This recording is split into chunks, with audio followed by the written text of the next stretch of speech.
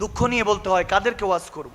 বিশ্বাস করুন প্রত্যেক দিন যখন ওয়াজ করতে বা খেতাবাত করতে লেকচার দিতে বের হই, চিন্তা করি কি ওয়াজ করব, কাদেরকে ওয়াজ করব, যেখানে শিক্ষার সুউচ্চ ব্যবস্থা নাকি আছে প্রাচ্যের অক্সফোর্ড ঢাকা ইউনিভার্সিটিতে।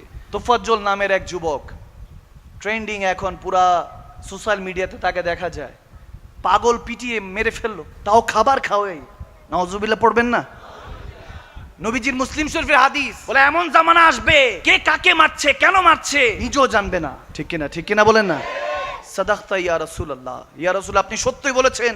আসলে ওই জামানা পার করছি আমরা। খাওয়ালেন কেন, আবার মারলেন কেন? ধরার পরে দুই একজনকে নাকি ধরেছে, ধরার পর তারা বলতেছে আবেগে মেরে ফেলছি। নাউজুবিল্লাহ, কোন জামানায় বসবাস করছি? আল্লাহ লানত আসবে। পাগল মেরে ফেলছেন। বেচারা শুনেছি কিছু বছর আগে মা বাবা ইন্তেকাল করেছে, তার কিছু বছর পর একটা ভাই ছিল, ভাইও ইন্তেকাল করেছে, বোনও ইন্তেকাল করেছে। শোকে তার ভাইটা লাশ ছিল, তাকে দেখছিল, কিছুদিন আগে ইন্তেকাল করেছে, ক্যান্সার ধরা পড়ে। শেষ সে একা ছিল, পাগল হয়ে গেছে। দেখি জিকির করছে, দুরূদ শরীফ পড়ছে। বেচারা দেখতেছি ছোট ছোট বাচ্চাদেরকে নাকি সহযোগিতাও করতো, পথ শিশু যারা ছিল। এই অবস্থায় মেরে ফেলেছে। দেখেন, আমি এই ঘটনা যখন দেখছি তখন আমার সফর সঙ্গীদেরকে একটা ওয়াকিয়া বলছিলাম, যে একটা হাদিস আছে কাশফুল মাহজুবের মধ্যে দাতা গাঞ্জাবাগ শেখের আলাইহি রাহমা তিনিও বর্ণনা করেছেন। হাদিসটা এরকম, এক পাগল হেঁটে যাচ্ছিল, এক নয়া দম্পতি কিংবা ভালোবাসার মানুষ স্বামী স্ত্রী হেঁটে যাচ্ছে। হঠাৎ করে ওই পাগলটা একটা পানির মধ্যে, ওই বৃষ্টির পানির মধ্যে পড়ার সাথে সাথে কাদাটা ওই মেয়ের গায়ে গিয়ে পড়লো। এসে ওই স্বামী কিংবা ওই ছেলেটা ওই পাগলটাকে একটা থাপ্পড় দিল। থাপ্পড় দেওয়ার পর পাগলটা কিচ্ছু বললো না, শুধু একবার আসমানের দিকে তাকিয়ে সোজা হেঁটে চলে গেল। যেতে দেরি নেই, কিছুক্ষণ পরেই ওই মেয়েটা দৌড়ে আসলো ওই পাগলের কাছে, এসে বলতেছে আপনি ক্ষমা করেন আমাদেরকে, মাফ করে দেন। ওই পাগলটা বলেছে কি হয়েছে মা? বলে দেখেন ওই যে আমার স্বামী হাজবেন্ড, যে আমাকে আমার কষ্ট দেখে হয়তো সহ্য করতে না পেরে আপনাকে থাপ্পড় দিয়েছে, তার উপরে এই মাত্র বিজলি পড়ে সেই ওখানে মারা গেছে। নাউজুবিল্লাহ পড়বেন না? আল্লাহর গজব। বলে আমি তো কিছুই করিনি, সেটা তো আসমানি গজব। বলে কি এমন করেছেন? লোক সবাই এসে ওই পাগলকে বলছে আমরা দেখেছি যে আপনি উপরে তাকিয়েছিলেন। বলে হ্যাঁ, আমার পায়ের পানি ওই স্বামী তার স্ত্রীর গায়ে পড়ার কারণে সহ্য যেভাবে হয় নাই, আমার গায়ে যখন থাপ্পড় দিয়েছে আমি তো তার পাগল। আমি তো তার পাগল, আমার গায়ে যখন আঘাত হয়েছে তার কিভাবে সহ্য হবে? আজকেই দেখছি বাইতুল মোকাররমে ওখানে মধ্যে দুই দল মুসলমান মসজিদের মধ্যে দাঙ্গা ফাসাদ করছে। নাউজুবিল্লাহ পড়বেন না? খতিব সাহেব নির্ধারণের জন্য দেশটা ওই স্বাধীন তো করেছি কিন্তু বজায় রাখতে পারছি না। স্বাধীনতা করা সহজ কিন্তু ধরে রাখা কঠিন। কিন্তু আমি বলতে চাই এখান থেকে, চট্টগ্রামের জমিন থেকে অন্তর্বর্তীকালীন সরকারের কাছে পৌঁছাতে চাই, প্রধান উপদেষ্টা পর্যন্ত, যে আপনারা এগুলোর ব্যবস্থা নেন। আমরা দেখতে পাচ্ছি এই দাঙ্গা ফাসাদ কারা করছে আপনারাও জানেন। ব্রাহ্মণবাড়িয়ার মধ্যে ছোট ছোট বাচ্চারা জশ্নে জুলুস করছে, মিছিল করছে, আগুন লাগিয়ে দিলেন। নবীর জুলুস, একজনকে শহীদ করলেন। তারপর আমরা দেখতে পাচ্ছি ওলি আল্লাহদের মাজার, যাদের উসিলায় সিন্নি খাইলাম মোল্লা চিনছি না। আওয়াজ দেয় না কেন? বারাউলিয়ার পটভূমি, এই চট্টগ্রাম ওলি আল্লাহর দেশ, এই চট্টগ্রামের ওলি আল্লাহদের দেশ, 360 আউলিয়া বাংলাদেশ। এই আউলিয়া দেশের মধ্যে যারা ওলি আল্লাহদের মাজার ভাঙচুর করছে, আপনারা মন্দির পাহাড়ে দিয়ে মাজার ভাঙছেন, এটা কোন বৈষম্য? তাহলে কিসের স্বাধীনতা হলো? এই স্বাধীনতার ধিক্কার জানাই আমরা। এটা কখনো স্বাধীন হতে পারে না। এটা এই ব্যবস্থা যদি না নেয়, এগুলো সমস্ত দায় অন্তর্বর্তীকালীন সরকারকে নিতে হবে। দুই হাত তুলে বলতে হবে মুসলমান, আমরা শাহজালাল ইয়ামানির উত্তরসূরি, আমরা শাহপরান ইয়ামানির উত্তরসূরি। এই বাংলাদেশ ওলি আল্লাহদের দেশ, এখানের মধ্যে কখনো জঙ্গি গোষ্ঠীরা দাঁড়াতে পারবে না ইনশাআল্লাহ। দাঙ্গা ফাসাদ কখনো ইসলাম হতে পারে না।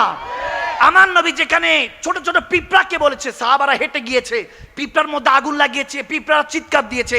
মুসলিম শরীফের হাদিস খুলে দেখেন, আমার নবী ডাক দিয়ে বলেছে এই পিঁপড়ার উপরে আগুনকে জ্বালালো। আরেক হাদিসে এসেছে যে পাখি চিৎকার দিয়ে কান্না করছে।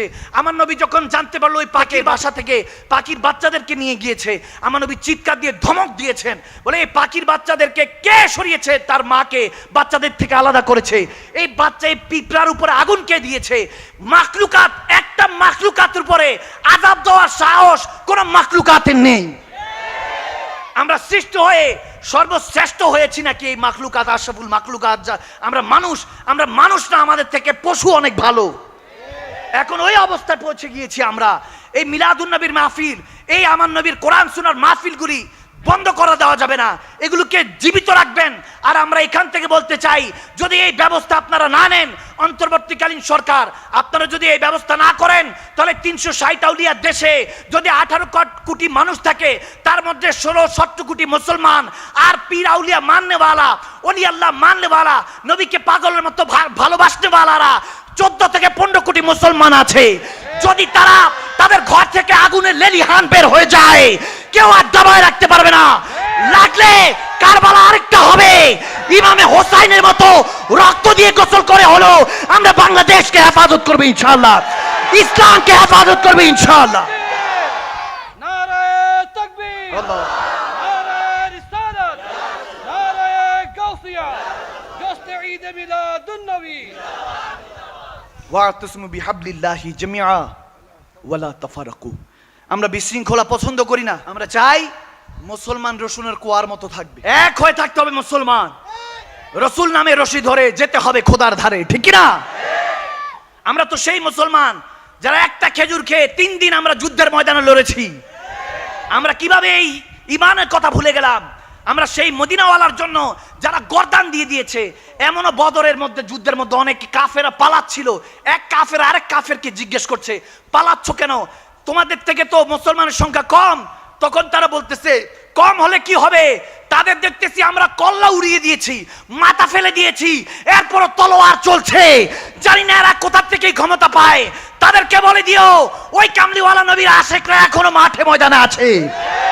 তাদেরকে জানিয়ে দিও, সেই শেরে খোদা আলী সিংহরা এখনো মাঠে ময়দানে আছে। তাদেরকে জানিয়ে দিও, সেই হযরত ওমর ইবনুল খাত্তাবের সিংহরা এখনো মাঠে ময়দানে আছে। একবার যদি সেই তলোয়ার যদি আমরা হাতে নেই, কিচ্ছু লাগবে না, হাতকে তলোয়ার জেসেনকে ঢাল বানিয়ে নেমে যাবো ইনশাআল্লাহ। এরপরে এই দেশের মধ্যে কখনো অশান্তি হতে দিব না ইনশাআল্লাহ। দেশকে ভালোবাসুন। কি হয়েছে আপনার? কি মনে করছেন ধমকি দিচ্ছি আপনাদেরকে? না, আমরা কেউ ধমকি দিচ্ছি না। এগুলো কর্কশ ভাষায় আপনাদেরকে উদাত্ত আহ্বান জানাচ্ছি, ফিরে আসুন, আমার নবীর পথে মতে ফিরে আসুন।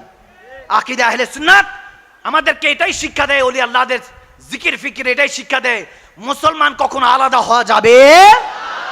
মুসলমান হওয়ার ডেফিনিশন শুনে রাখেন।